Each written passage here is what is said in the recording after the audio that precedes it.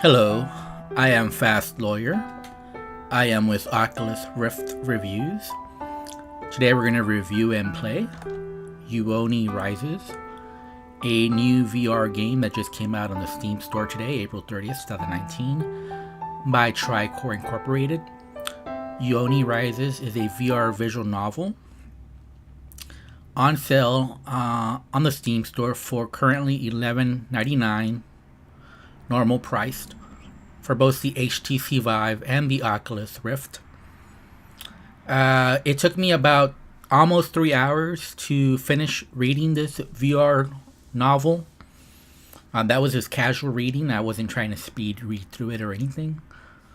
You're mostly reading in this one environment, and you're mostly reading from a book. So when it says visual novel, it's more novel than visual. So for the most part, you're reading a book, a tablet that's in front of you that looks like a book, and you're reading this story about a kid in mid-90s Japan who moves around a lot and makes some kind of friends, and there's this little ghost story that's the main focus of the visual novel.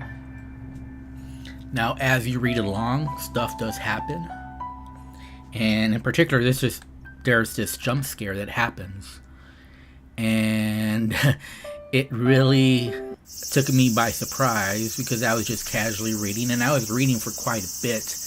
You can't really tell from the video that I recorded because I was trying to click through the pages as fast as possible to get to that point. But when you're normally playing the game, you've been reading for quite a while, and there's the sound of the cicadas in the background for the most part, and that's throughout most of the game where you'll hear the cicadas. And you're just reading, and I don't know exactly how long I had been reading, maybe 30 minutes, maybe an hour, somewhere in that time frame. And then all of a sudden, there's this jump scare, which you'll see in this video. So warning, if you don't want any spoilers, if you don't want the jump scare to be spoiled, you should stop viewing this video right now. Other than I'll say that I do recommend this visual novel if you like visual novels. If you don't like visual novels, you won't enjoy this game. And this one is again more novel, more like book reading than anything else, although stuff does happen in the environment. So VR does bring something to it. It does bring an atmosphere. Especially after that first thing happens, you get very tense and you're wondering what else is going to happen. And yes, other stuff does happen. But they are spread out. So you're mostly reading. And I like the story itself. I thought it was very enjoyable. The story did contain some mature topics. So whether it's for kids or not, I'll leave that up to the parents. I personally don't think there's anything offensive here for kids, but other people may disagree with that. There are some scary scenes. There's talk about a murder, and obviously this is a ghost story, so there's monsters lurking about and all kinds of gross stuff happening. And at the very end, there's a subtopic about gender identity that might make some people upset. I don't mind it. I think it went with the story, although it did focus a little too much on it at the end. But it did go along with the story with one of the characters in the story, so it made sense. But again, the main focus throughout most of the game is on this tale.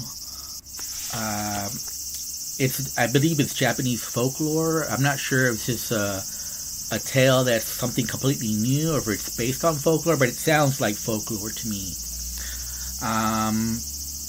I don't want to get too much into the ghost story. I don't want to spoil it, but basically I'll just say that you get caught up with this ghost and you play a game and you have to figure out how to beat the ghost at its own game.